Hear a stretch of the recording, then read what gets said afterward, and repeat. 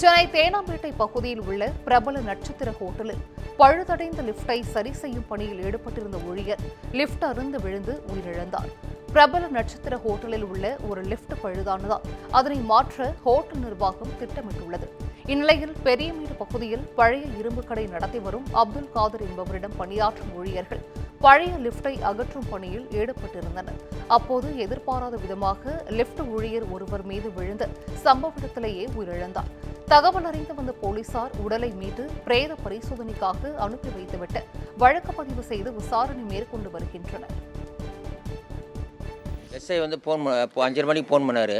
நானும் என் பொண்ணு போனோம். அடிபட்டு தான் பார்க்குது, ஒன்றே இல்லை, நல்லா இருக்கிறாரு, நீ வாங்க, உன் பொண்ணுக்கிட்ட சொல்லி நீ வான்னு தனியாக அங்கே ஹோட்டலில் என்ன போனேன், என்ன சொல்கிறார், தனியாக கூப்பிட்டு போய் இறந்துட்டாருப்பா, உன் பொண்ணுக்கிட்ட சொல்லாத நேராக. அப்புறம் என் பொண்ணு இதுமாதிரி இல்லைம்மா, ஒன்றே இல்லைம்மா, வாம்மா, நான் ஆயுதுங்குது, ஒன்றே இல்லைம்மா. அங்கே போனால் வண்டியில் வேனில் பற்ற வச்சுக்கிறாங்க அந்த கவர்மெண்ட் ஆஸ்பத்திரியில்.